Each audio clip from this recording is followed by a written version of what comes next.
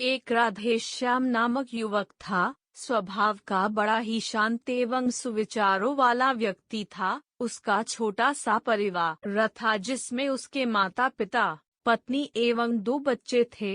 सभी से वो बेहद प्यार करता था। इसके अलावा वो कृष्ण भक्त था और सभी पर दया भाव रखता था। जरूरतमंद की सेवा करता था, किसी को दुख नहीं देता था। उसके इन्हीं गुणों के कारण श्री कृष्ण उससे बहुत प्रसन्न थे और सदैव उसके साथ रहते थे। और राधेश्याम अपने कृष्ण को देख भी सकता था, आकार और बातें भी करता था। इसके बावजूद उसने कभी ईश्वर से कुछ नहीं मांगा। वह बहुत खुश रहता था कि उनकी ईश्वर हमेशा उसके साथ रहते थे, उसे मार्गदर्शन देते थे। राधेश्याम भी कृष्ण को अपने मित्र की तरह ही पुकारता था और उनसे अपने विचारों को बांटता था। एक दिन राधेश्याम के पिता की तबीयत अचानक खराब हो गई। उन्हें अस्पताल में भर्ती किया गया। उसने सभी डॉक्टर्स के हाथ जोड़े, अपने पिता को बचाने की मिन्नतें की, लेकिन सभी ने उससे कहा कि वो ज्यादा उम्मीद नहीं दे सकते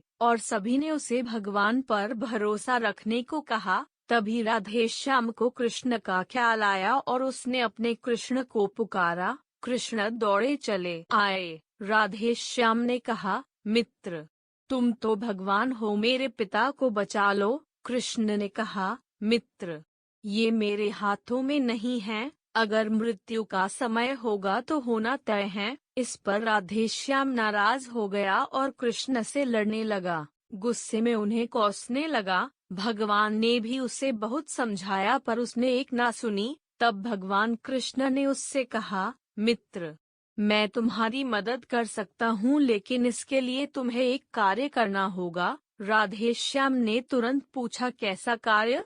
कृष्ण ने कहा, तुम्हें किसी एक घर से मुट्ठी भर ज्वार लानी होगी और ध्यान रखना होगा कि उस परिवार में कभी किसी की मृत्यु न हुई हो। राधेश्याम झट से हाँ बोलकर तलाश में निकल गया। उसने कई दरवाजे खटखटाए। हर घर में ज्वार तो होती, लेकिन ऐसा कोई नहीं होता जिनके परिवार में किसी की मृत्यु ना हुई हो। किसी का पिता, किसी का दादा, किसी का भाई, माँ, काकी या बहन। 2 दिन तक भटकने के बाद भी राधेश्याम को ऐसा एक भी घर नहीं मिला। तब उसे इस बात का एहसास हुआ कि मृत्यु एक अटल सत्य है। इसका सामना सभी को करना होता है, इससे कोई नहीं भाग सकता। और वो अपने व्यवहार के लिए कृष्ण से क्षमा मांगता है और निर्णय लेता है जब तक उसके पिता जीवित हैं उनकी सेवा करेगा। थोड़े दिनों बाद राधेश्याम के पिता स्वर्ग सिधार जाते हैं। उसे दुख तो होता है, लेकिन ईश्वर की दी उस सीख के कारण उसका मन शांत रहता है।